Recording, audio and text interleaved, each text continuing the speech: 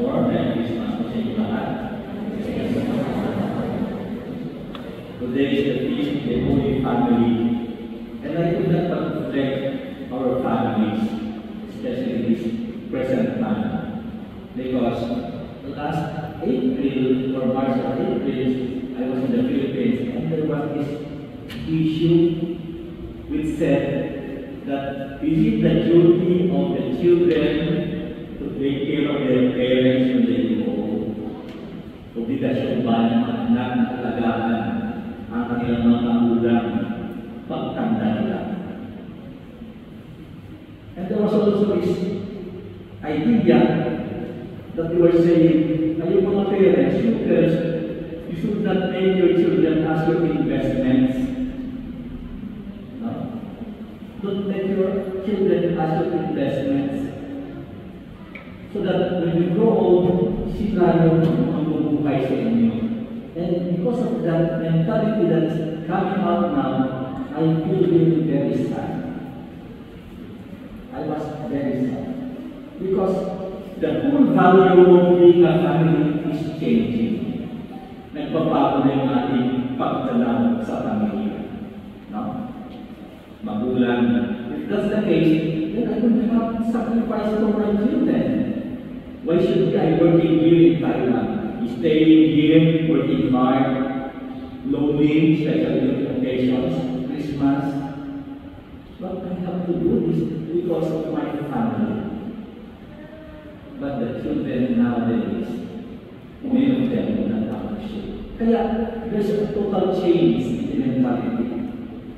But to make it short, I think we go back to what our reading is and to what is we are encountering in our realities this time. To reflect. Because sometimes I think parents have also had abuses. That's why their children don't feel grateful anymore. No? Meron tayong mga pag-aabuso siguro, mga pagkukulang. Kung hindi mong pag-aabuso, pagkukulang, we have done a lot to the extent of giving them a lot of pressures, or we have done not much.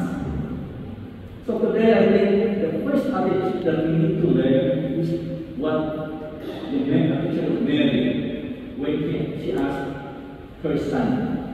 Of course, we know that Jesus, when they visited Jerusalem and offered a Passover feast, Jesus stayed. And Mary and Joseph and their families and friends were going home. And then the Holy Family discovered that the child, Jesus, is not with them. They looked for him and they did not find him.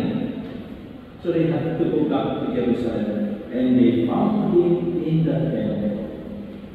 Jesus, who was 12 years old, stayed in the temple. Anong sabi ng ating Blessed Mother? Where his parents saw him, they were astonished. And then Mary said to Jesus, "Son, why have you done this to us? Your father and I have been looking for you with great anxiety." Bakit kami pinag-alala?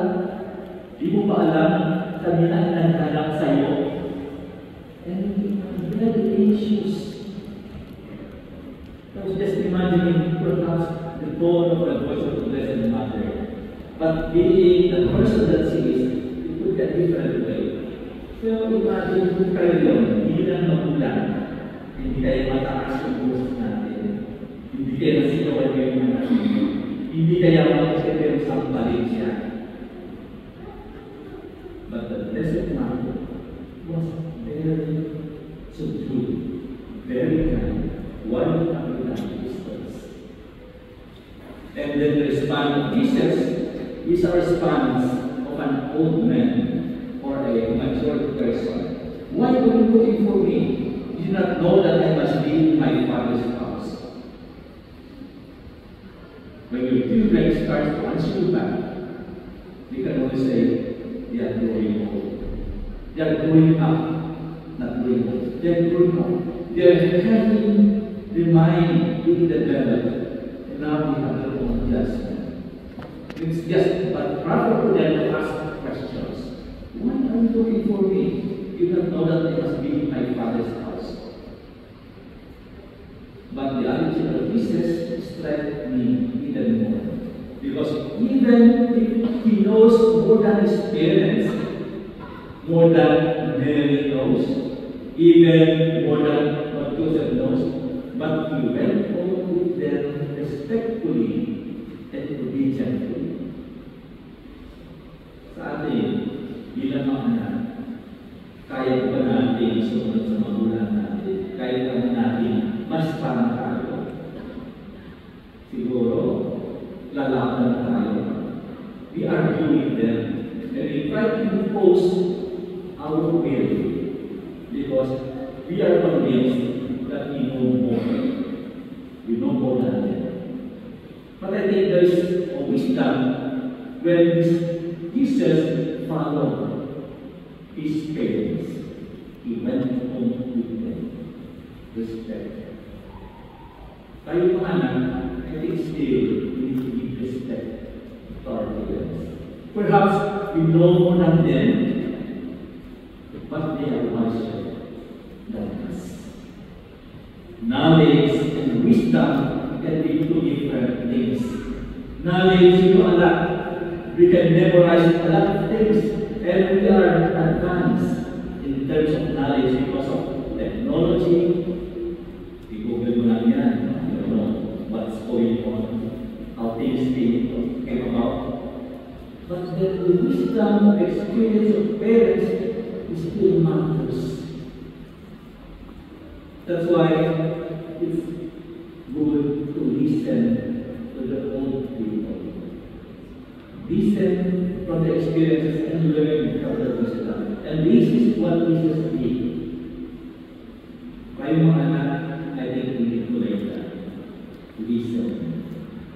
Respect them. And even if it's hard, obey.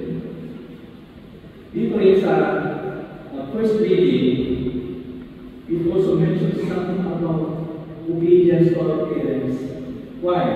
Because that is what pleases God. And when we listen and respect our parents, the Lord will bless us even more. Sometimes I'm reflecting this because we feel to respect our parents, but sometimes life is becoming harder and harder. Is it God's way of saying, wake up? Wake up. Respect. Obedience to them. But sometimes, as I said, it's hard. Kasi, when you know more than your parents, you try to impose our will. And the worst part is, we become disrespectful. And I think another thing that the first reading mentioned is, no matter what old they are, they could care of them. And then I come back to my introduction. You see our duty to take care of our parents. Actually, you shouldn't call it duty, no? Kung natin sisipin ang obligasyon, kundi ito ay yung pagmamahal natin sa kanila. And duty, obligation, and coming from the heart because of gratitude, because of that, are two different things. I could oblige you to feed me, but you know, I will not be happy. Because the food that you're giving me, walang pagmamahal. There's no love. And that food is not tasty, not delicious at all. But even if that food is just a very simple dish, but that dish is may pagmamahal, may pagrespeto, may pagdala, that dish is the most delicious dish that I will ever do. So you look at respect, pagmamahal. We give them what we can from this world. You're not asking to give them the best if you cannot afford. No. But then your presence, your care, your salutation, pagpapalong sa kanila during Christmas, that would be enough to make them happy. So today, in this case of the Holy Family, if you have not greeted yet your parents because of some reasons, give them a message. Tell them that you love them. Don't cry when you write down. Do something. Amen. The Father, and the Son, and the Holy Spirit.